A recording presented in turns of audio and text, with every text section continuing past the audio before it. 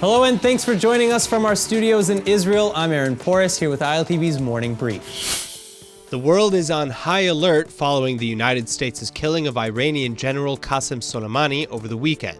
Last night, at my direction, the United States military executed a flawless strike that terminated the terrorist ringleader responsible for gravely wounding and murdering thousands and thousands of people and hundreds at least of Americans.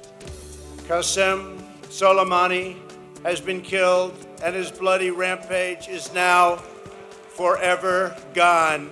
Well, World War III is now trending on social media as Iranian officials are threatening retribution. Ayatollah Khamenei is promising harsh revenge to crowds who preach death to America and to Israel in Tehran. And pro-Iran groups, including Hamas and the Palestinian Islamic Jihad in Gaza, have also vowed action. Hundreds of Gazans additionally trampled on American and Israeli flags in a mourning tent set up for Soleimani. Israel and the U.S. are preparing for retribution, though. Jerusalem has warned Gaza through Egypt not to respond with any aggression. And the Security Cabinet is set to meet Sunday to discuss preparations in the north after Prime Minister Netanyahu expressed support for Washington's strikes. Just as Israel has the right of self-defense, the United States has exactly the same right. Qasem Soleimani is responsible for the death of American citizens and many other innocent people. He was planning more such attacks. Meanwhile, American forces have mobilized both from Kuwait and from the mainland, expecting retaliation from Iran and its proxies within weeks at the maximum. Qasem Soleimani has served as Iran's head of military and clandestine operations as the head of the IRGC Quds force for years, and he's thought of by many as the second in command to Ayatollah Khamenei himself. He was killed Friday in a United States drone strike just outside of Baghdad airport. Record amounts of rainfall this weekend have wreaked havoc across Israel, and the unprecedented flooding in Tel Aviv has left several dead.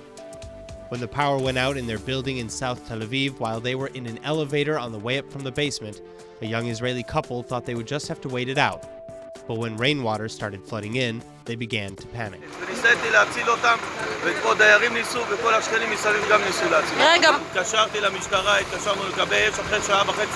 The couple in their 30s were ultimately extracted from the elevator by firefighters, but they later died. And heavy rainfall across Tel Aviv and Jaffa have flooded the streets, with the water reaching the roofs of cars and displacing dozens.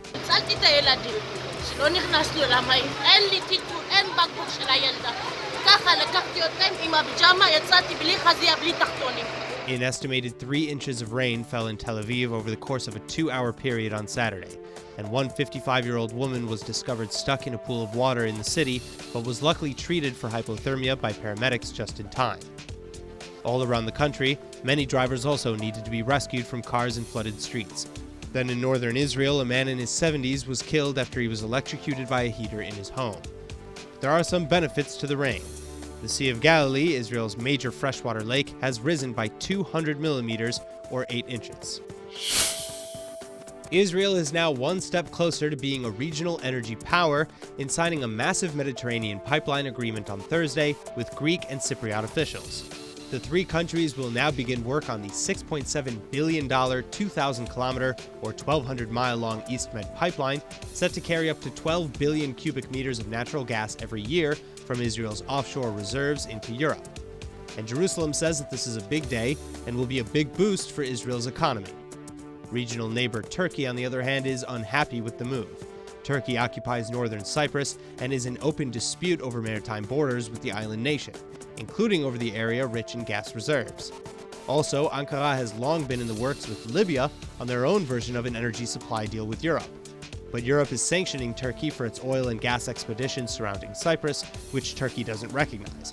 And this new EastMed project further counters Turkey's control in the eastern Mediterranean Sea. New polls indicate that Prime Minister Netanyahu's Likud party remains strong following the leader's request for parliamentary immunity from graft charges.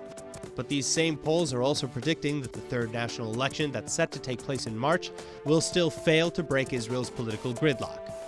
On Wednesday, the Israeli Prime Minister asked the Knesset to grant him immunity, declaring his intention to stay in office for years to come. Benny Gantz, the leader of his rival Blue and White Party, says the immunity request is asking voters to choose between the State of Israel and the Kingdom of Netanyahu. But the Prime Minister says the accusations against him are politically motivated. And according to the polls by Israel's Channel 12 and 13, Blue and White would garner about 35 to 36 seats in the 120-member Knesset. The Likud, on the other hand, would still pick up about 33 to 34, meaning the March 2nd vote would still ultimately produce a deadlock. That's all for now, but for more news from Israel, remember to like ILTV on Facebook and on Instagram, and to subscribe to us on YouTube. I'm Aaron Porras, and see you later with our main daily broadcast from Israel at 2 p.m. Eastern Time.